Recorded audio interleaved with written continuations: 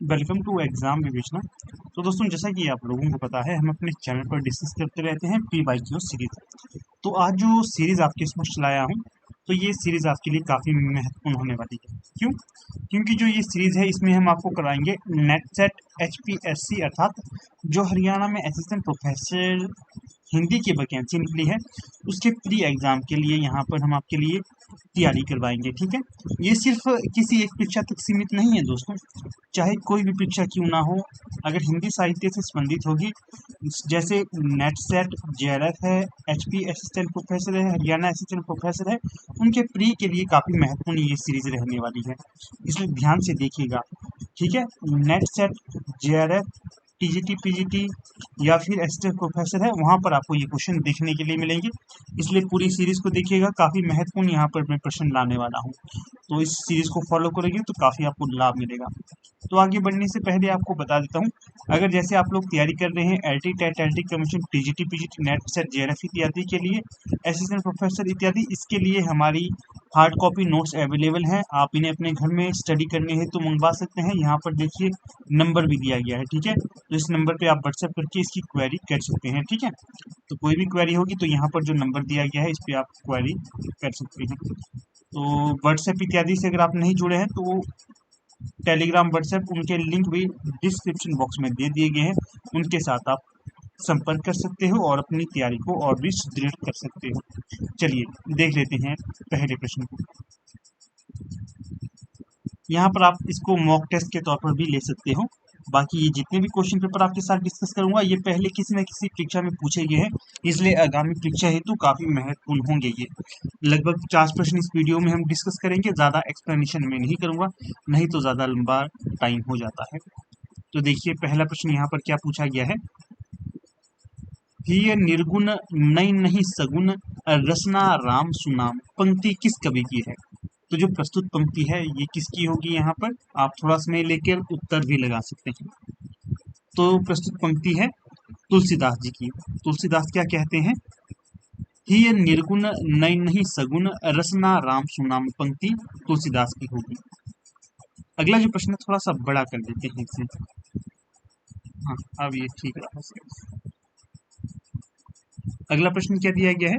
निज भाषा बोलहूं लिखहूं पढ़ूं गुनहूं सब लोग, करहूं सकल विषय न विषय निज भाषा उपजोग, किस कवि की पंक्ति होगी ये? तो सही जो विकल्प होगा यहाँ पर, प्रस्तुत पंक्ति है श्रीधर पाठक की। किसकी है? श्रीधर पाठक की। जो हिंदी साहित्य है, वर्तमान हिंदी साहित्य, उसमें जो स्वच्छंदता बाल था, उसके प्रवर्तकों में जाने जाते हैं श्रीधर पाठक।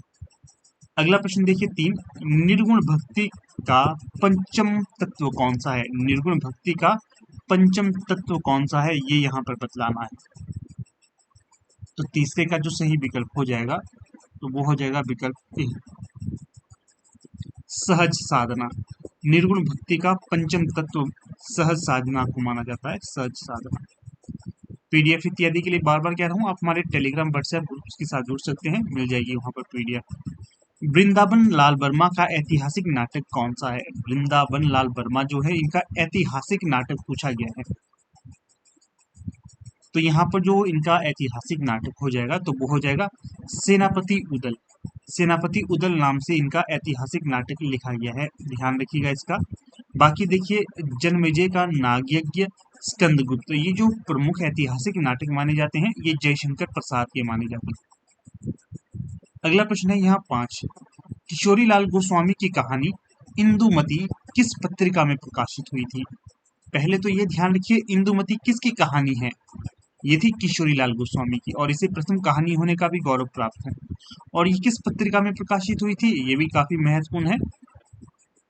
तो जो यहाँ पर सही विकल्प हो जाएगा, तो वो है सरस्वती पत्रिका। 1900 में ही ये कहानी प्रकाशित हुई थी, और 1900 ईस्वी में ही सरस्वती पत्रिका का प्रकाशन कार्य शुरू हुआ था।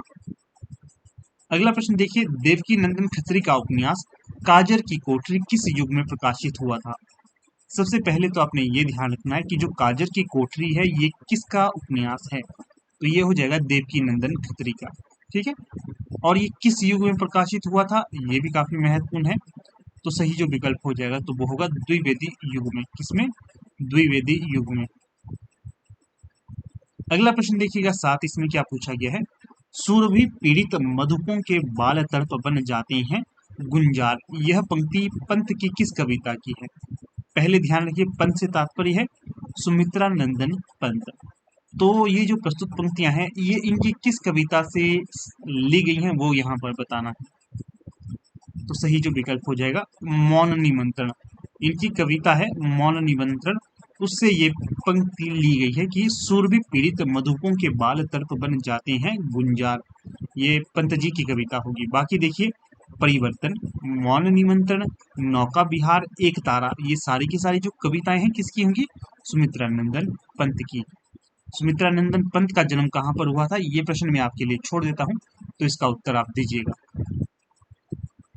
तो अगला प्रश्न है 8, मोहन राकेश का आषाढ़ का एक दिन बिंबों का नाटक है, तो लहरों के राजहंस किस प्रकार का नाटक है। ध्यान रखिएगा, पहले तो ये प्रश्न पूछा जा सकता है कि आषाढ़ का एक दिन और लहरों के राजहंस किसके नाटक होंगे, तो ये होंगे मोहन राकेश से। विधा भी पूछी जा सकती है कि किस विधा की ये रचनाएं हैं, तो ये नाटक विधा की रचनाएं हैं। और तो यहाँ पर जैसे जो आषाढ़ का एक दिन है यह है बिंबों का नाटक पूछा जाएगा भविष्य में, तो कैसा नाटक होगा, बिंबों का नाटक, ये तो ऐसा माना जाता है। परंतु जो लहरों के राजहंस है ये किस प्रकार का नाटक है, ये यहाँ पर बताना है। तो जो 8वें का सही विकल्प होगा ये होगा आपका प्रतीक नाटक। जो लहरों के राजहंस है ये कैसा नाटक है, प्रतीक नाटक है। अगला प्रश्न 9, अमृतलाल नागर के बूंद और समुद्र उपन्यास में बूंद किसका प्रतीक है। ध्यान रखिएगा, बूंद और समुद्र ये उपन्यास विधा की रचना है, किसकी, अमृतलाल नागर की। जो ये बूंद और समुद्र है इस उपन्यास में बूंद किसका प्रतीक है, बूंद किसका प्रतीक है ये बताना है।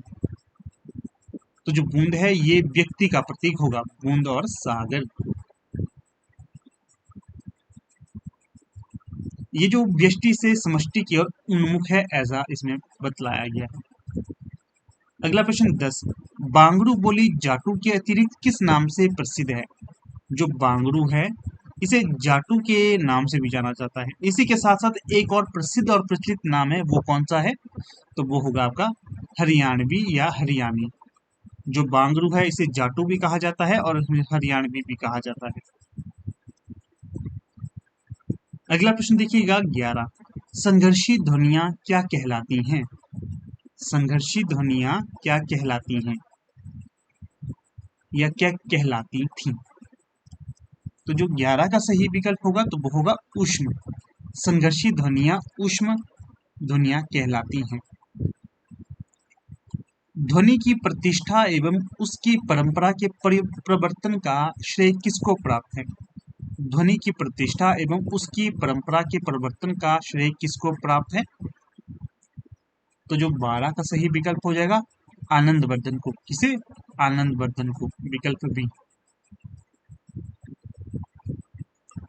उत्पत्ति, पुष्टि तथा प्रतीति किसकी प्रक्रियाएं हैं। उत्पत्ति, पुष्टि, प्रतीति किसकी प्रक्रियाएं होंगी। तो 13 का सही विकल्प है रस निष्पत्ति की, किसकी, रस निष्पत्ति की, विकल्प डी यहाँ सही हो जाएगा। अगला प्रश्न देखिएगा 14, भारतेंदु युग का साहित्य हिंदी भाषी जनता का जातीय साहित्य है, कथन किस आलोचक का है। तो जो प्रस्तुत कथन होगा तो वो होगा रामविलास शर्मा का। रामविलास शर्मा क्या कहते हैं, भारतेंदु युग का साहित्य हिंदी भाषी जनता का जातीय साहित्य है। अगला जो प्रश्न है यहाँ पर इसमें क्या पूछा गया है 15 में, एक पतंग अनंत में काव्य संग्रह किस कवि का है। जो एक पतंग अनंत में है काव्य संग्रह है किसका होगा ये यहाँ पर बताना है। तो जो 15 का सही विकल्प होगा तो वो होगा विकल्प अशोक वाजपेयी, किसका, अशोक वाजपेयी। अगला है 16, निम्नलिखित में से कौन सा कहानी संग्रह चित्रा मुदगल का नहीं है। नहीं पर जोर दिया गया है यहाँ। तो 16 का जो सही विकल्प हो जाएगा तीसरी हथेली। जो तीसरी हथेली कहानी संग्रह है ये चित्रा मुद्गल का नहीं होगा। बाकी जहर ठहरा हुआ, लाक्षागृह, जगदम्बा बाबू आ रही हैं, ये तीन कहानी संग्रह किसके होंगे? चित्रा मुद्गल के। अगला जो प्रश्न है 17, संविधान के भाग 17 के किस अनुच्छेद में हिंदी भाषा के विकास के लिए निर्देश दिए गए हैं? संविधान के भाग 17 के किस अनुच्छेद में हिंदी भाषा के विकास के निर्देश दिए गए हैं? विकास की बात की जा रही है यहाँ पर 17 में। तो सही जो विकल्प हो जाएगा अनुच्छेद 351 में। किसमें? अनुच्छेद 351 में विकास की बात की गई है। अगला है लक्ष्मी का स्वागत एकांकी के लेखक कौन है?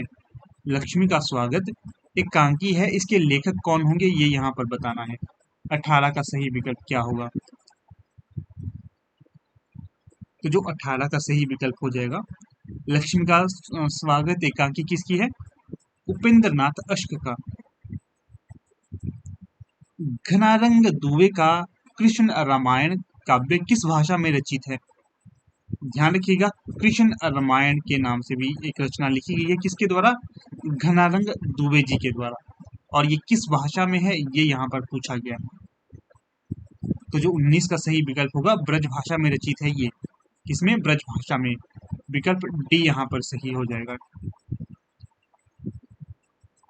अगला प्रश्न देखिएगा 20, भारतीय सूफी मुख्यतः किस संप्रदाय के हैं? जो भारतीय सूफी हैं ये मुख्यतः किस संप्रदाय के हैं ये पूछा गया है। तो 20 में सही विकल्प होगा बेशरा या बेशरा। शरा और बेशरा के नाम से दो संप्रदाय प्रचलित है। इसमें जो सूफी संप्रदाय है ये बेशरा के तौर पर जाने जाते हैं, बेशरा। 20 का ए। अगला जो प्रश्न है 21, इसमें क्या पूछा गया है? तो यहाँ पर पूछा गया है काल क्रमानुसार जयशंकर प्रसाद के कहानी संग्रहों का सही क्रम क्या है? जयशंकर प्रसाद है, इनके कहानी संग्रहों का विवरण बताया गया है यहाँ पर, तो उनको क्रम में बताना है कौन सा किस क्रम में होगा। तो जो 21 का सही विकल्प होगा तो वो होगा विकल्प सी।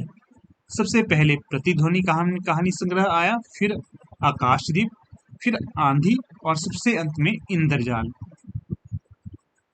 अगला जो प्रश्न है ये भी प्रकाशन वर्ष के अनुसार स्थापित करने वाला है। तो जैसे कि सही जो क्रम होगा वो बतलाना है यहाँ पर उपन्यासों का। उपन्यास ये क्रम के हिसाब से रखने हैं। तो जो 22 का सही विकल्प होगा तो देखिए सबसे पहले उपन्यास आएगा झूला नट, फिर कठगुलाब, अपने अपने चेहरे, कथा सती सर, ये होगा क्रम सही यहाँ। फिर अगला जो प्रश्न देखिएगा 23, इसमें क्या पूछा गया है? कालक्रमानुसार विश्व हिंदी सम्मेलनों का संगत वर्ग कौन सा होगा? तो जो संगत वर्ग होगा यहाँ पर तो वो होगा विकल्प ए। सबसे पहले आएगा मॉरिशस में विश्व हिंदी सम्मेलन हुआ था, फिर लंदन में, फिर सूरीनाम में और सबसे अंत में न्यूयॉर्क। अगला प्रश्न देखिएगा 24, इसमें क्या पूछा गया है? प्रकाशन वर्ष के आधार पर निम्नलिखित पत्रिकाओं का सही क्रम कौन सा है? पत्रिकाओं की अगर बात की जाए तो यहाँ पर जो सही विकल्प होगा 24 में तो वो हो जाएगा विकल्प सी। सबसे पहले जो पत्रिका होगी बाला बोधिनी, फिर समालोचक, फिर विशाल भारती, फिर है विशाल भारत, फिर प्रतीक। अगला प्रश्न है 25, इसमें क्या पूछा गया है? प्रकाशन वर्ष के अनुसार राम स्वरूप चतुर्वेदी की आलोचनात्मक कृतियों का सही क्रम।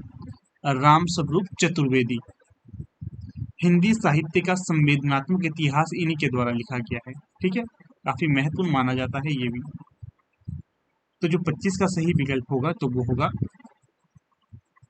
डी। कैसे? पहले होगा सर्जन और भाषिक संरचना, इतिहास और आलोचक दृष्टि, हिंदी साहित्य और संवेदना का विकास, हिंदी गद्य विन्यास और विकास। अगला जो प्रश्न है 26, इसमें क्या पूछा गया है? कालक्रमानुसार निराला की काव्य कृतियों का सही क्रम क्या है? निराला जी की काव्य कृतियों का वर्णन यहाँ पर किया गया है, उन्हें काल के अनुसार रखना है। तो जो सही विकल्प होगा 26 में, तो वो होगा विकल्प बी। सबसे पहले बेला, फिर अर्चना, फिर आराधना, सांध्य, काकली, ये क्रम यहाँ पर सही होगा।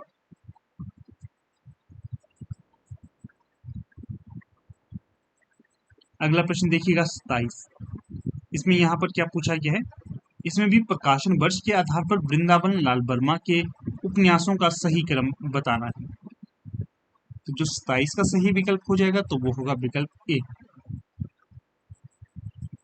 सबसे पहले जो उपन्यास आएगा संगम, कुंडली चक्र, विराटा की पद्मिनी, टूटे कांटे। अगला जो प्रश्न है 28, इसमें भी लक्ष्मी नारायण लाल है, लक्ष्मी नारायण लाल, इनके नाटकों का सही क्रम बताना है। तो जो 28 में सही विकल्प होगा तो वो होगा, सबसे पहले आएगा आपका अंधा कुआं, फिर रात रानी, फिर सूर्यमुख, और सबसे अंत में जो आएगा तो वो आएगा कर्फ्यू। ये सारे के सारे किसके नाटक होंगे, लक्ष्मी नारायण लाल के पूछे जाते हैं, इसलिए आपको ये याद रखना है। अगला प्रश्न है 29, प्रकाशन वर्ष के आधार पर निम्नलिखित उपन्यासों का सही क्रम बताना है। उपन्यासों का, तो 29 में जो सही विकल्प होगा तो वो होगा विकल्प डी। सबसे पहले जो उपन्यास आएगा चित्रलेखा, गुनाहों का देवता, बेदिन, आधा गांव। अगला प्रश्न है यहाँ पर 30, इसमें क्या पूछा गया है, प्रकाशन वर्ष के अनुसार निम्नलिखित कविता संकलनों का सही क्रम क्या होगा। तो 30 में जो सही विकल्प होगा 30 का, तो वो होगा आपका विकल्प बी। सांकलों में कैद क्षितिज, गवाह, इस पौरुषपूर्ण समय में, कविता में औरत।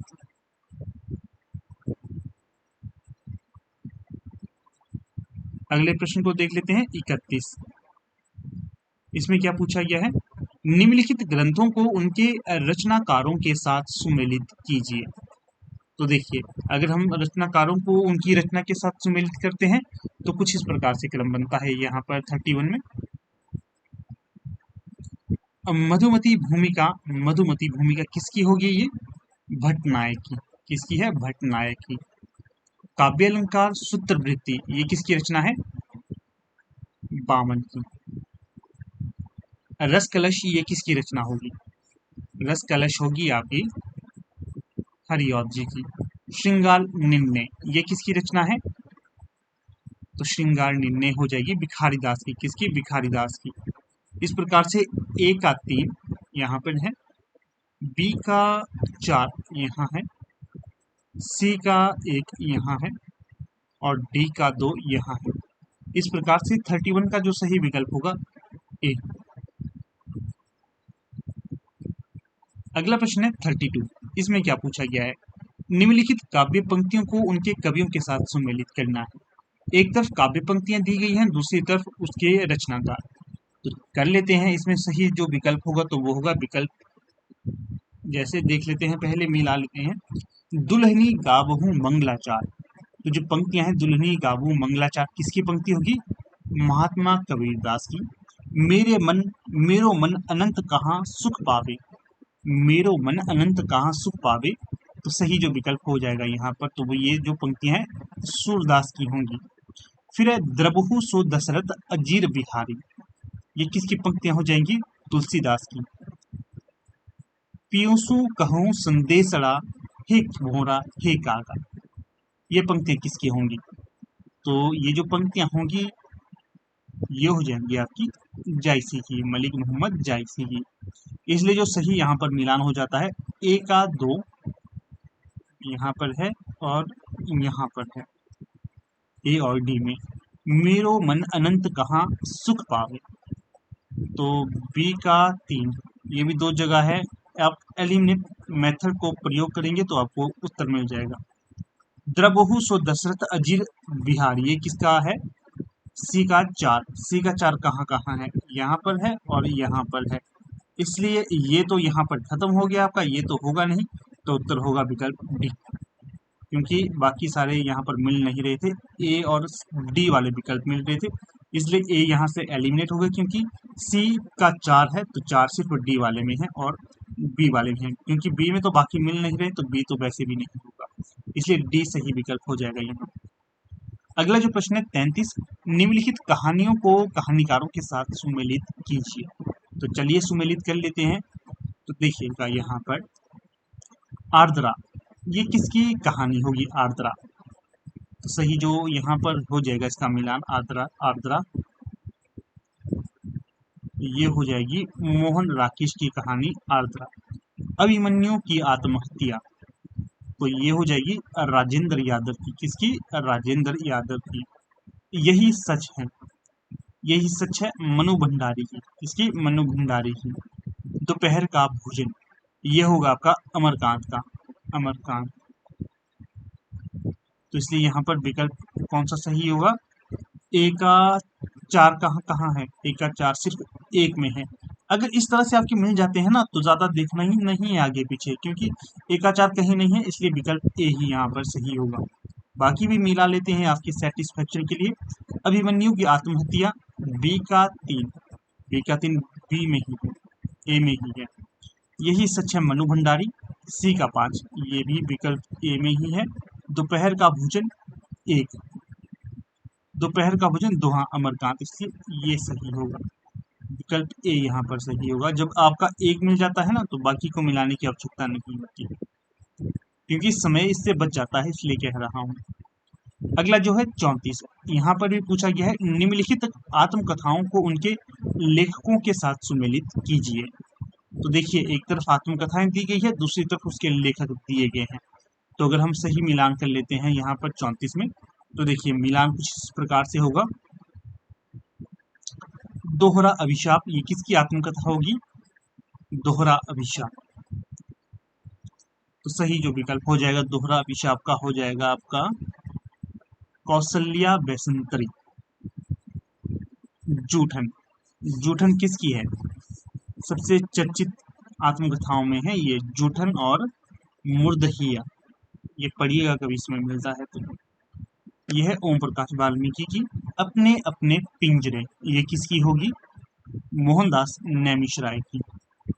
फिर है मुड़ मुड़ के देखता हूँ, मुड़ मुड़ के देखता हूँ और राजेंद्र यादव की आत्मकथा होगी ये। ठीक है, ये तो यहाँ पर मिलान किया, नीचे हम विकल्पों के साथ इसका मिलान कर लेते हैं। जैसे कि दोहरा अभिशाप ए का 3, ए का 3 कहाँ है?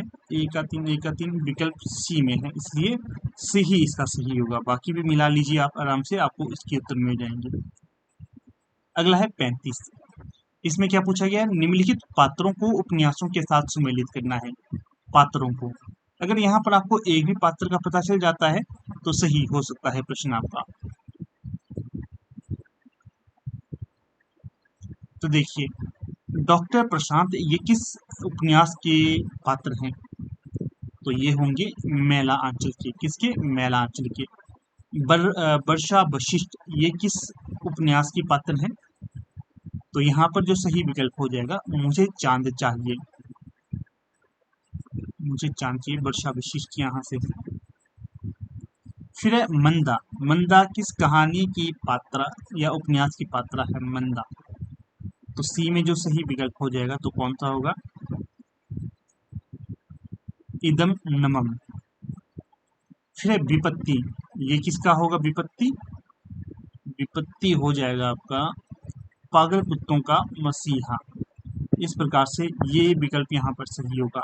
ए का 3 देखिए कहाँ कहाँ है, विकल्प बी में ही है ए का 3, तो आगे देखने की आवश्यकता ही नहीं है। आप देखिएगा क्योंकि आपको हर एक रचना का पता होना चाहिए, मैं तो यहाँ पर आपको सॉल्व करवा रहा हूँ इसलिए ज्यादा देखता नहीं। अगला देखिए प्रश्न 36, संस्मरणों को उनके लेखकों के साथ सुमेलित कीजिए। तो एक तरफ संस्मरण दिए गए हैं, दूसरी तरफ उनके लेखक दिए गए हैं, तो इसका हम मिलान कर लेते हैं। मील के पत्थर, ये किसका संस्मरण होगा? मील के पत्थर रामवृक्ष बेनीपुरी। बेदिन वे लोग, ये किसका होगा? बेदिन वे लोग शिव पूजन सहाय। चेतना के बिंब, ये किसका होगा? चेतना के बिंब। डॉक्टर नगेंद्र। स्मृति कण ये किसका है? सत्यवती मलिक, ये इनका हो जाएगा। फिर मिलान करते हैं, ए का 5 कहाँ है? ए का 5 दो जगह है मित्रों, विकल्प ए और विकल्प डी में, इसलिए थोड़ा सा इसको हम आगे खींचेंगे। बेदिन बेलो ये किसकी है? शिव पूजन सहाय। ए का 4, बी का 4 कहाँ है? बी का 4, बी का 4, ये देखिए ये है और ये है, ठीक है। यहाँ से तो ये अब एलिमिनेट हो गया, इसको हम नहीं करेंगे, ये पहले से ही एलिमिनेट है तो ये भी नहीं होगा, इसलिए जो सही विकल्प होगा तो ऑप्शन डी, ठीक है, ऑप्शन डी। अब चलते हैं अपने अगले प्रश्न की तरफ। यहाँ पर क्या है 37 में, यहाँ पर भी है, निम्नलिखित ग्रंथों को उनके लेखकों के साथ सुमेलित करना है। निम्नलिखित ग्रंथों को उनके लेखकों के साथ सुमेलित करते हैं। 37 का देखिए 37, यहाँ पर आपके ग्रंथ दिए गए हैं और यहाँ पर लेखक। तो देखिए शैली विज्ञान की भूमिका, जो शैली विज्ञान है ये भूमिका,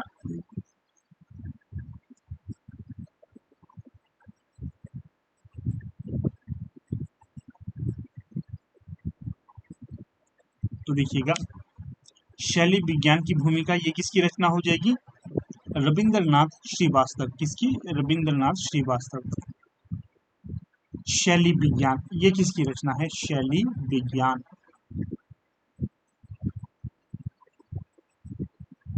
शैली विज्ञान हो जाएगी सुरेश कुमार की। किसकी? सुरेश कुमार की।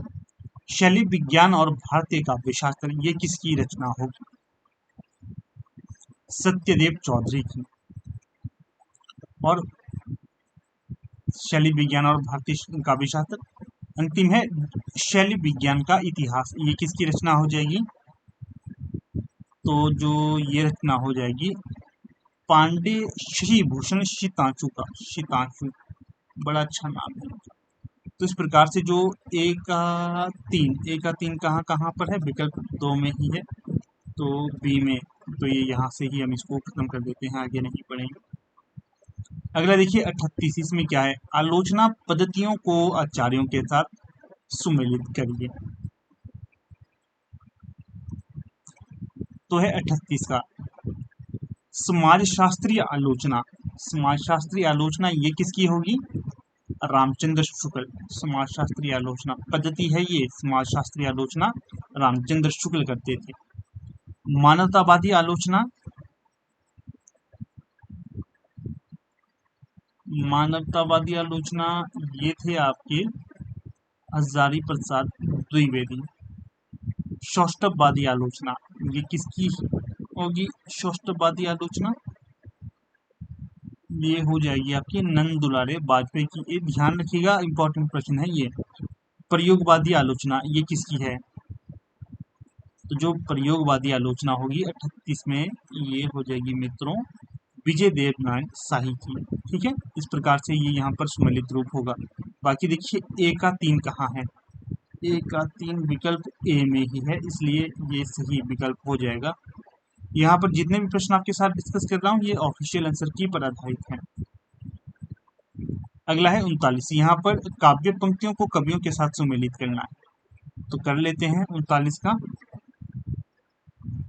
देखिए पंक्ति है, मर गया देश अरे जीवित रह गए तुम। ये जो पंक्ति होगी किसकी होगी? मर गया देश और जीवित रह गए तुम, मुक्ति बोध की पंक्तियां हैं ये, मुक्ति बोध ने कही। और शायरी को आदमी की जरूरत है, और शायरी को किसकी जरूरत है? आदमी की जरूरत है। ये किसकी पंक्ति होगी? केदारनाथ अग्रवाल की। छोड़ ध्रुवों की मृदु छाया, ये किसने कहा? छोड़ ध्रुवों की मृदु छाया, ये कहा सुमित्रा नंदन पंत ने। अगला है, मेरे लिए हर आदमी एक जोड़ी जूता है। सुदामा पांडे धूमिल की पंक्ति है, मोचीराम कविता से ली गई है। तो सही जो विकल्प होगा ए का 4 कहाँ कहाँ है? सिर्फ ए सी में ही है, इसलिए विकल्प सी यहाँ पर सही हो जाता है हमारा। अगला जो प्रश्न है 40, इसमें क्या पूछा गया है? ग्रंथों और उनके रचयिताओं को सुमेलित करना है। यहाँ पर ग्रंथ है, यहाँ पर उसके रचनाकार हैं। रस रहस्य, रस रहस्य किसकी रचना होगी? कुलपति मिश्र की। रस रहस्य कुलपति मिश्र। रस प्रबोध ये किसकी रचना है? रसलीन की। रस प्रबोध रसलीन की। रसभूषण ये किसकी रचना होगी? याकूब खां की है रसभूषण। रसराज ये किसकी रचना होगी? मतीराम की रचना होगी रसराज। ठीक है, इस प्रकार से होगा पूरा ये सुमेलित रूप। रस रहस्य एकाचार, एकाचार कहाँ कहाँ है? विकल्प ए में ही है एकाचार, इसलिए विकल्प ए ही यहाँ पर सुमेलित हो जाएगा और सही हो जाएगा।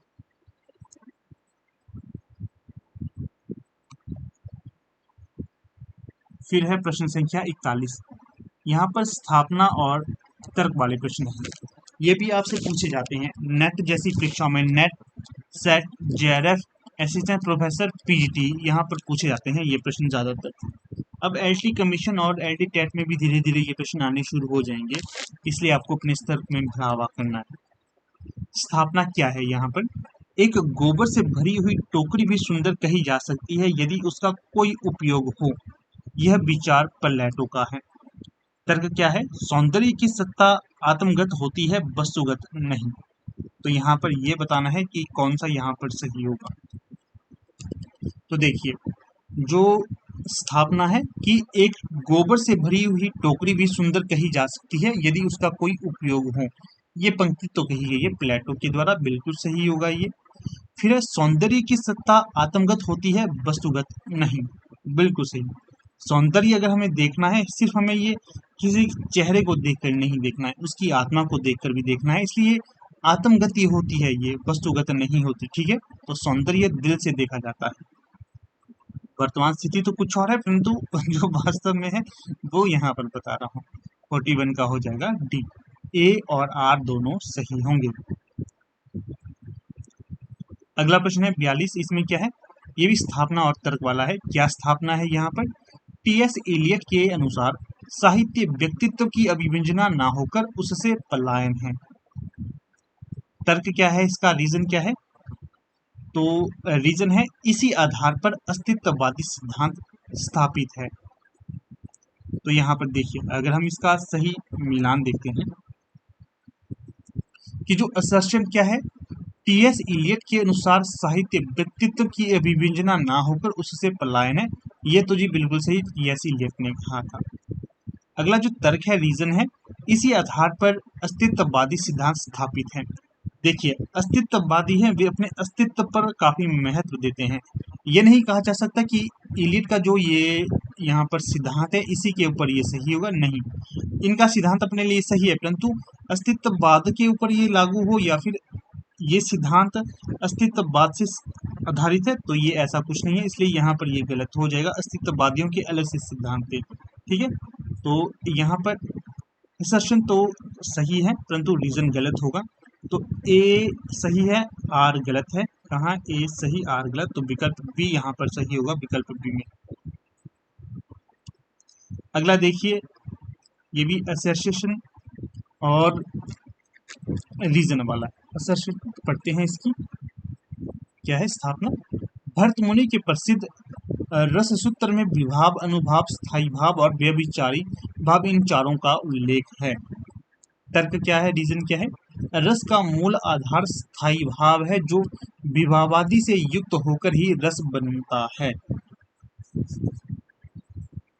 तो 43 में जो देखिए हम सही जो तथ्यों को देखते हैं,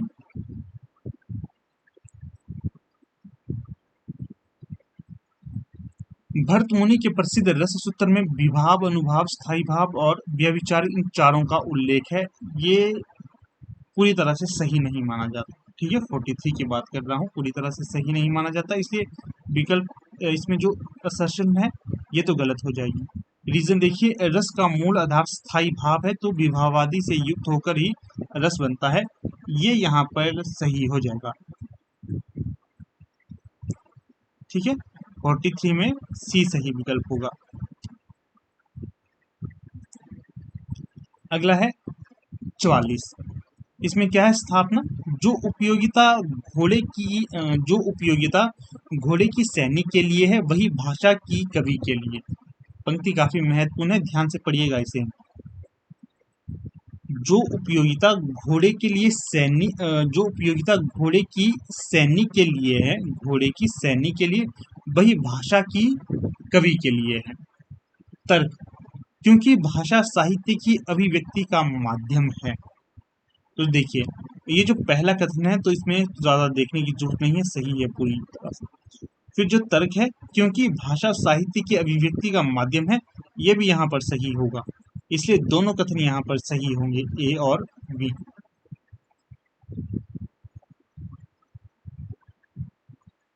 फिर है यहाँ पर 45, स्थापना है, मूल्य की व्याख्या के लिए ना तो भावात्मकता की आवश्यकता है और ना ही तात्विकता की। तर्क क्या है, इसके आधार पर रिचर्ड्स ने मूल्य सिद्धांत की स्थापना की। तो देखिए, मूल्य की व्याख्या के लिए ना तो भावात्मकता की आवश्यकता है ना तात्विकता की नहीं आवश्यकता होती है। फिर जो तर्क क्या है, इसके आधार पर रिचर्ड्स ने मूल्य सिद्धांत की स्थापना की नहीं, रिचर्ड ने सिर्फ इन्हीं आधार पर मूल्य की स्थापना नहीं की है, मूल्य सिद्धांत की स्थापना इसी आधार पर नहीं की है, इसलिए ये भी गलत हो जाएगा। इसलिए यहाँ पर दोनों असर्टेशन और रीजन दोनों गलत होंगे। तो क्या होगा सही विकल्प यहाँ पर, डी, ए और आर दोनों गलत हैं। अगला जो प्रश्न है यहाँ पर, इसमें क्या है, निम्नलिखित अवतरण को ध्यानपूर्वक पढ़ें और उससे संबंधित प्रश्न जो 46 से 50 तक हैं उनके उत्तर दें। यहाँ पर देखिए, हम पढ़ लेते हैं इसको, क्या है ये, देश प्रेम क्या है। देश प्रेम क्या है, देश प्रेम है क्या, प्रेम ही तो है। इस प्रेम का आलंबन क्या है, सारा देश अर्थात मनुष्य, पशु पक्षी, नदी नाले, वन पर्वत सहित सारी भूमि। प्रेम किस प्रकार का है, यह साहचर्यगत प्रेम है, जिनके बीच हम रहते हैं, जिन्हें बराबर आंखों से देखते हैं, जिनकी बातें बराबर सुनते रहते हैं, जिनका हमारा हर घड़ी का साथ रहता है। सारांश यह है कि जिनके सानिध्य का हमें अभ्यास पड़ जाता है, उनके प्रति लोभ या राग हो जाता है। देश प्रेम यदि वास्तव में अंतःकरण का कोई भाव है तो यही हो सकता है, यदि यह नहीं है तो वह कोरी बकवाद या किसी और भाव के संकेत के लिए गढ़ा हुआ शब्द है। यदि किसी को अपने देश से सचमुच प्रेम है तो उसे अपने देश के मनुष्य, पशु पक्षी, लता गुल्म, पेड़ पत्ते, वन पर्वत, नदी निर्झर आदि सबसे प्रेम होगा। वह सबको चाह भरी दृष्टि से देखेगा, वह सबकी सुध करके विदेश में आंसू बहावेगा। जो यह भी नहीं जानते कि कोयल किस चिड़िया का नाम है, जो यह भी नहीं सुनते कि चातक कहाँ चिल्लाता है, जो यह भी आंख भर नहीं देखते कि आम प्रणय सौरभ पूर्ण मंजरियों से कैसे लदे हुए हैं, जो यह भी नहीं झांकते कि किसानों के झोंपड़ों के भीतर क्या हो रहा है, वे यह 10 बने ठने मित्रों के बीच प्रत्येक भारतवासी की औसत आमदनी का पर्दा बताकर देश प्रेम का दावा करें तो उनसे पूछना चाहिए कि भाइयों, बिना रूप परिचय का यह प्रेम कैसा, जिनके दुख सुख के तुम कभी साथी नहीं हुए, उन्हें तुम सुखी देखना चाहते हो, ये कैसे समझें। उनसे कोसों दूर बैठे बैठे, पड़े पड़े या खड़े खड़े तुम विलायती बोली में अर्थशास्त्र की दुहाई दिया करो, पर प्रेम का नाम उनके साथ ना घसीटो। प्रेम हिसाब किताब नहीं, हिसाब किताब करने वाले भाड़े पर भी मिल सकते हैं, पर प्रेम करने वाला नहीं या वाले नहीं। तो यहाँ पर देखिए, प्रश्न पढ़ता हूँ। प्रश्न है 46, देश प्रेम का आलंबन क्या है। आप इसको आराम से पढ़ सकते हो, ठीक है। तो 46 में जो सही विकल्प होगा, ए, देश प्रेम का आलंबन क्या है, सारी भूमि। देश प्रेम किस प्रकार का प्रेम है, तो जो देश प्रेम है किस प्रकार का प्रेम है, तो यहाँ पर होगा साहचर्य मूलक। अंतःकरण बहीन देश प्रेम को क्या कहा जाएगा, तो यहाँ पर जो सही विकल्प होगा, कोरी बकवाद कहा जाएगा। यदि किसी को अपने देश से सचमुच प्रेम है तो क्या होगा, क्या होगा, फिर सबसे प्रेम होगा उससे, अगर जिससे अपने देश से प्रेम है। 50, स्नेह बिना सुखी देखने की चाह को क्या कहा जाता है, तो ये होगा ओछा प्रेम या ओछा प्रेम। तो देखिए कुछ इस प्रकार से दोस्तों आज का ये हमारा लेक्चर था। ठीक है, देखिए ऑफिशियल आंसर की भी यहाँ पर इसकी लगा दी गई है, तो आप इसको भी देख सकते हो। बाकी वीडियो को समाप्त करने से पहले फिर से कहूँगा, अगर आप लोग LT TET, LT commission, TGT, PGT, NET JRF Hindi की तैयारी कर रहे हैं तो आप ये नोट्स परचेज कर सकते हैं। काफ़ी फायदा ये आपको प्रदान करेंगे। खासकर जो मैं बात करूं किनको ये नोट्स लेने चाहिए, जो LT TET, LT commission, TGT, PGT की तैयारी कर रहे हैं उनके लिए बेस्ट होंगे ये नोट्स। ठीक है, बाकी नेट जेआरएफ के लिए भी होंगे, उतने ज़्यादा महत्वपूर्ण तो नहीं है, परंतु इन तीनों के लिए बेस्ट हैं ये नोट्स। एक बार पढ़ोगे तो काफ़ी लाभ आपको मिलेगा। कोई क्वेरी है तो यहाँ पर जो व्हाट्सएप नंबर दिए गए हैं इस पर आप संपर्क कर सकते हो। तो चलिए यहाँ पर अब अपनी वीडियो का समापन कर लेते हैं। आप लोग वीडियो के अंत तक बने रहे, इसका बहुत बहुत धन्यवाद।